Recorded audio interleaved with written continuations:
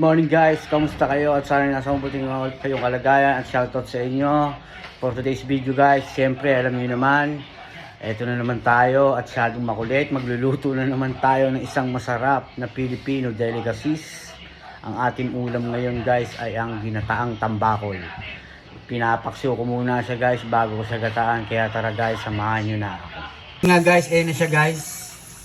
Papaksiw muna natin siya guys bago natin siya gataan, para masarap siya at malinamnam.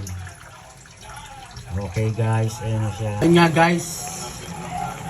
Ayan na siya guys. Tuyo na yung ating paksiw na tambakol.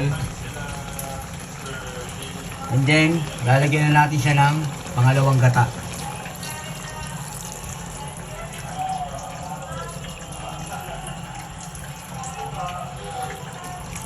Ayan. So yan guys, pakukuluan pa natin siya hanggang medyo matuyo siya. Guys, lalagyan na natin yung pechay.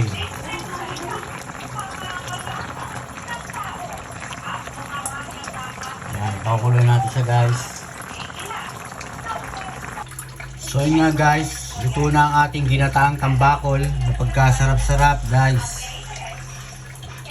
Sana guys, nag-enjoy kayo sa panonood ng aking video. Thank you very much at God bless po sa inyo. Bye!